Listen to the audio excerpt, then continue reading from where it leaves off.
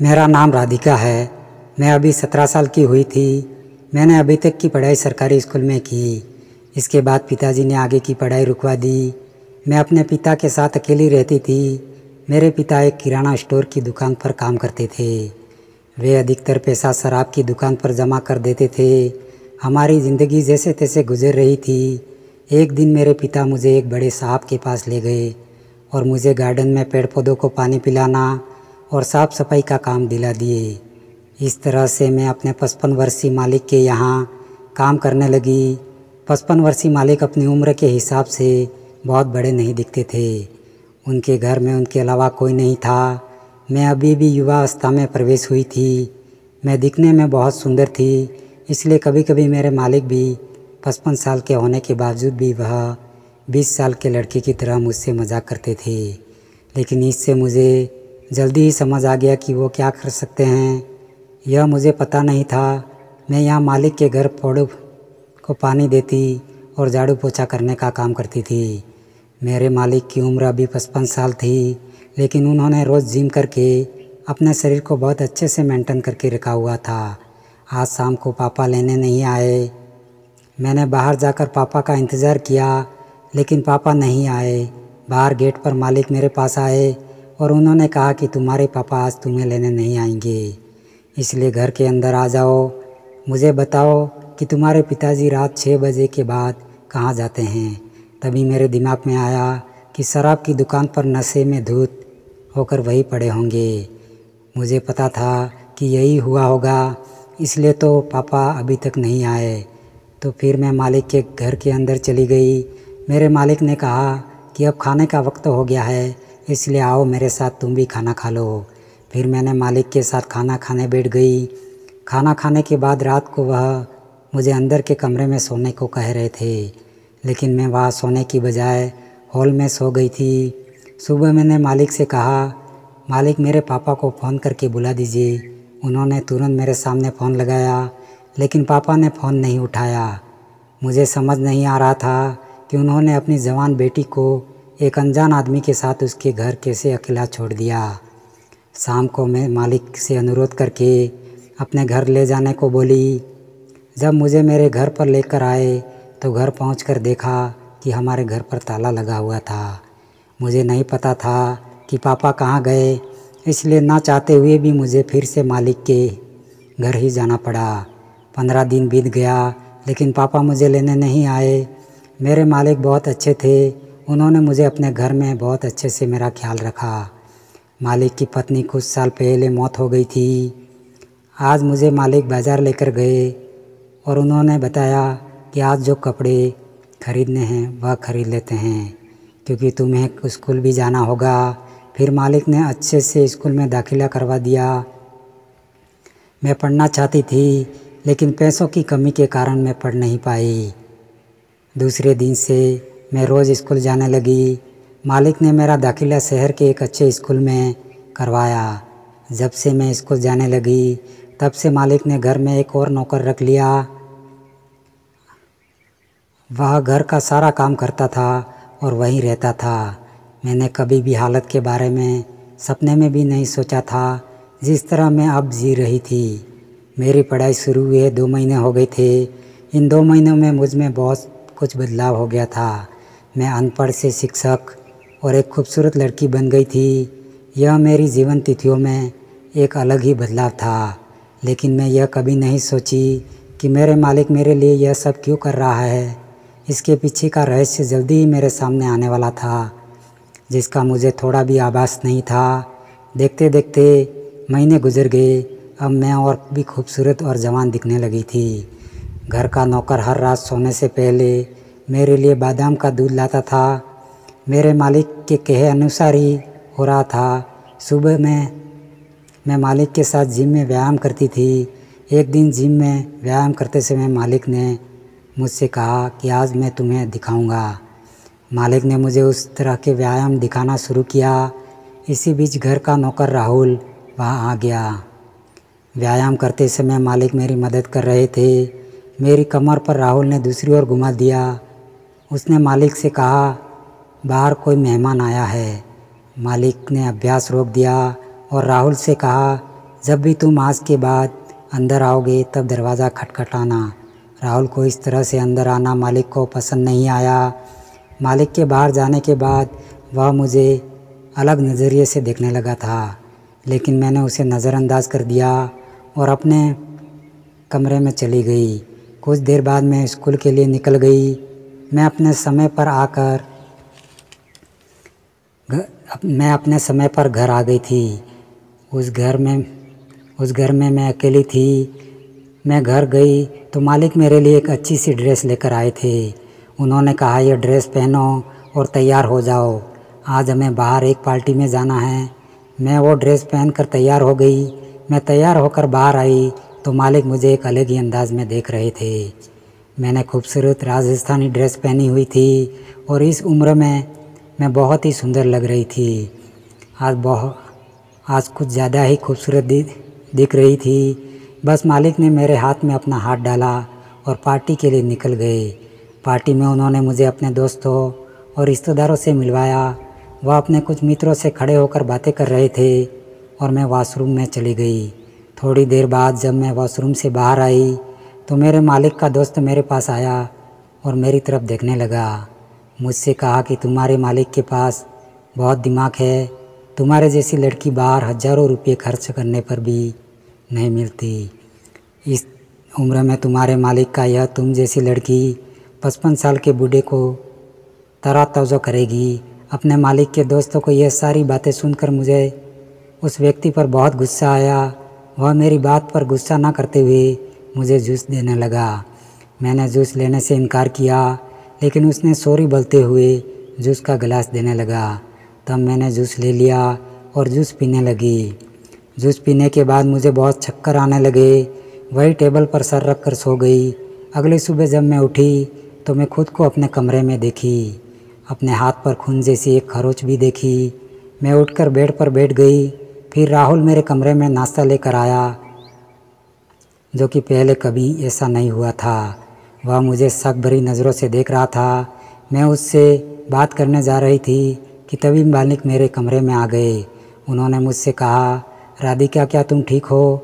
तब मैंने उनसे कहा कि मेरा सर बहुत भारी हो गया है। मालिक ने कहा, तुमने रात को पार्टी में गलती से जूस की जगह ड्रिंक ले लिया था, इसलिए तुम्हारा सर भारी हो गया है।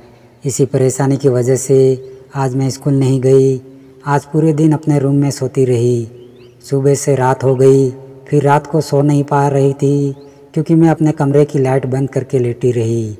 कुछ देर बाद अचानक मुझे महसूस हुआ कि कोई मेरे कमरे में दाखिल हुआ है।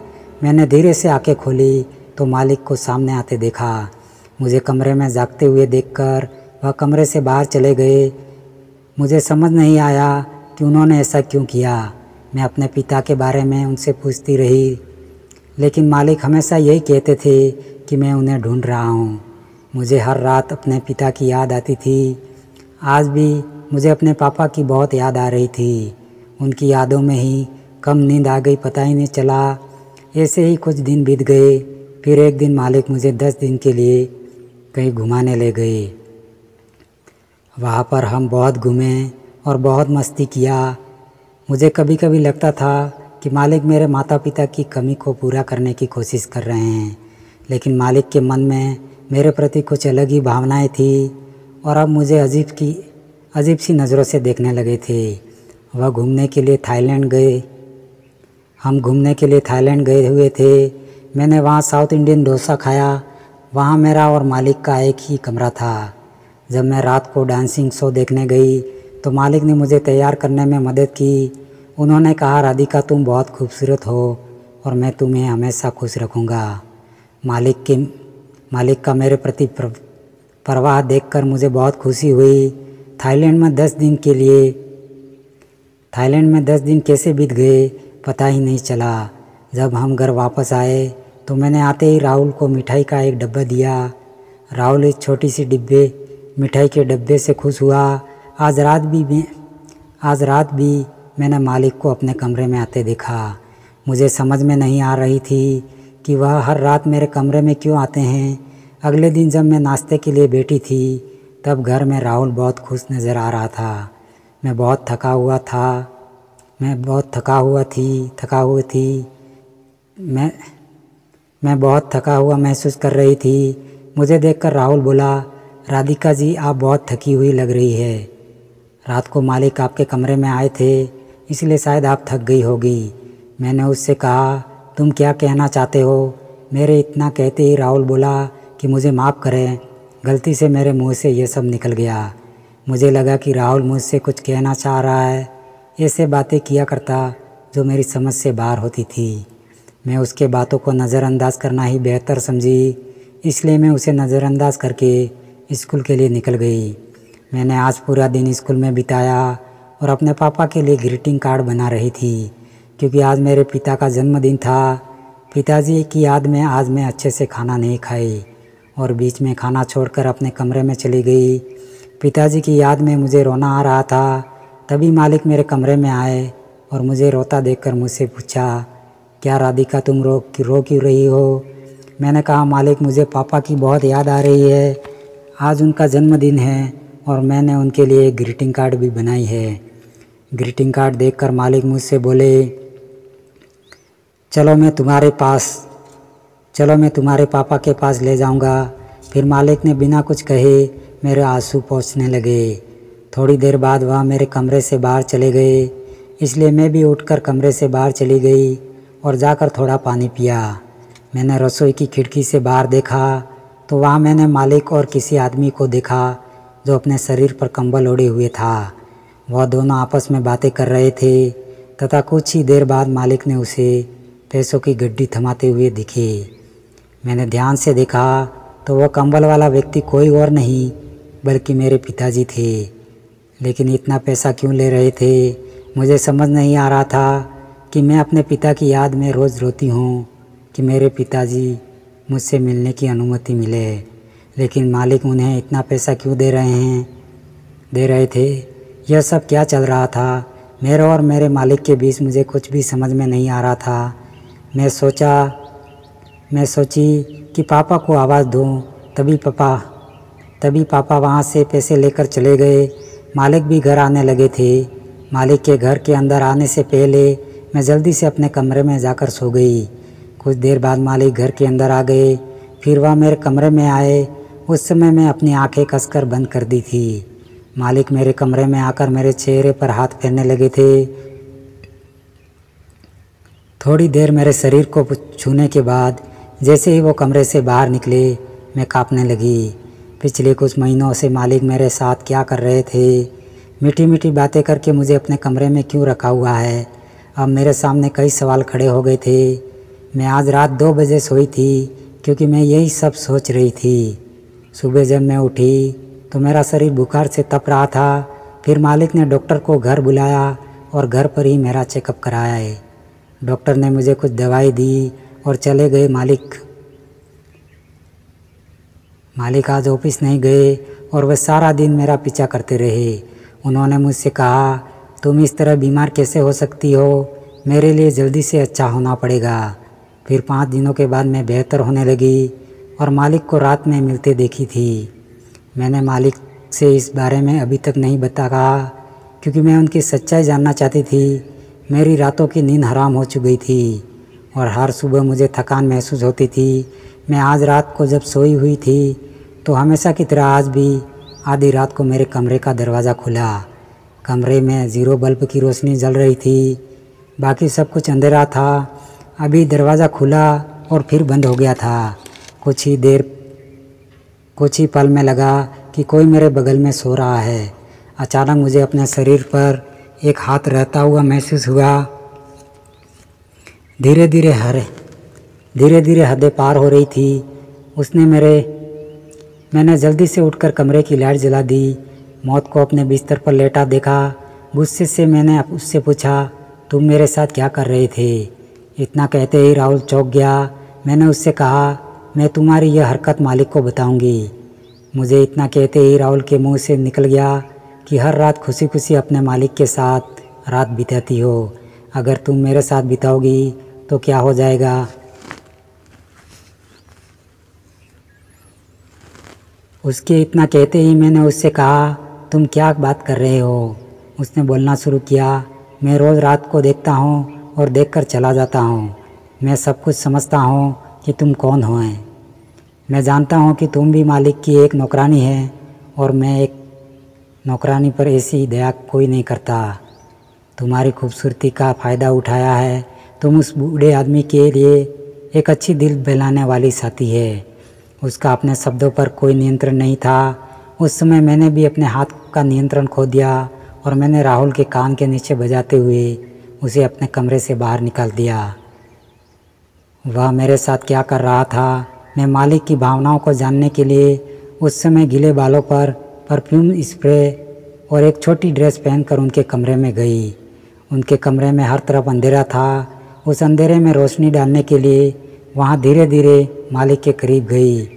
मैंने अपने गीले बाल मालिक के चेहरे पर घुमाना शुरू कर दिया। मैंने उसका हाथ पकड़ा और तभी मालिक ने अपने कमरे की लाइट जला दी। मालिक मुझे देखकर बोले, यहाँ तुम क्या कर रही हो राधिका? यह तुम क्या कर रही हो राधिका? तुम होश में तो हो? तुम यार गलत कर रही हो। तभी मैं मालिक से बोली, अगर मैं गलत कर रही हूँ, आप उस रात के अंधेरे में मुझसे छुपाकर मेरे पिता को पैसे देना और रात को मेरे कमरे में आना और मेरे पास बैठना, मेरे शरीर पर हाथ फेरना, यह सब क्या है? आप मुझसे ऐसी नौकरानी पर इतना उपकार कैसे कर सकते हैं? और देने के लिए आई हूँ जो आप चाहते हैं। आपको जो चाहिए ले लो, लेकिन मुझे मेरे पिता से मिलवा दो। मेरे इतना कहते ही मालिक ने कहा कि पिता के लिए इस मुकाम तक गलत नहीं है। मालिक ने कहा कि तुम्हारे पिता ने तुम्हें कभी नहीं भेजा, बल्कि तुम्हारे पिता तो जुए में तुम्हारा घर भी हार गया है। वह तुम्हारे साथ भी दाव खेलने वाला था। तभी मैं उनके पास से गुजर रहा था। तुम्हें पैसे के लिए अपने दोस्तों को बेचने जा रहा था, लेकिन जब मुझे सच्चाई का पता चला तो मैंने तुम्हारे पिता को इतना धन दे दिया जितना उन्होंने मांगा था, और मैंने तुम्हें अपनी बेटी के रूप में अपना लिया। तुम अपने पिता के प्यार में इस कदर पागल थी कि तुम कभी अपने पिता का असली चेहरा नहीं देख पाई। तुम्हें अपने पिता के प्रति इतना प्यार देखकर मैं भी तुम्हें उनकी सच्चाई नहीं बताना चाहता था। मैं किसी लड़की के दिल में उसके पिता के लिए नफ़रत पैदा नहीं करना चाहता था। मैंने अपने बच्चे को मैं और मेरी पत्नी एक प्यारी सी बच्ची चाहते थे। भगवान ने मुझे बहुत धन दिया है, लेकिन उस संपत्ति का कोई वारिस नहीं दिया। मेरा एक हाथ खुशियों से भरा है तो दूसरा बंजर ज़मीन की तरह सूखा है। लेकिन जब से तुम आई हो, तुम्हारे प्यार से मेरे दूसरे हाथ की रखरखाव धीरे धीरे कम होने लगी है। मैंने कभी तुम्हारे पापा को बुलाने के लिए नहीं कहा और मैं अभी भी नहीं कहूँगा। मैं नहीं चाहता कि तुम किसी बुरे हाथों में फंसो, इसलिए मैं तुम्हें बिना बताए तुम्हारे पिता से जुए में बोली लगाने से पहले ही मैं तुम्हें यहाँ ले आया। अब तुम्हें पूरी सच्चाई बता दिया है। अब तुम जो फैसला करोगी वह मुझे मंजूर है। फिर मैं भगवान का शुक्रिया अदा की और बोली, सौभाग्य से मालिक जैसे इंसान ने मुझे बचा लिया। उन्होंने मुझे एक अच्छा जीवन दिया। फिर मैंने अपने मालिक को अपना पापा कहा। मेरे पापा शब्द सुनकर उनकी आँखों में खुशी के आंसू आ गए। उन्होंने कहा, पिता का कर्तव्य सिर्फ बच्चे को पैदा करना नहीं होता है, बच्चे को अच्छी शिक्षा और अच्छी परवरिश भी देना होता है। बल्कि इसके विपरीत अगर वह बच्चे को बेचने लगे तो वह पिता के लायक नहीं है। दोस्तों, यह कहानी आपको कैसी लगी हमें कमेंट में ज़रूर बताएं। हमारा चैनल सब्सक्राइब नहीं किया है तो चैनल को सब्सक्राइब करके बेल आइकन पर क्लिक करना बिल्कुल ना भूलें, जिससे आगे आने वाली वीडियो आपको सबसे पहले मिलेगी। धन्यवाद।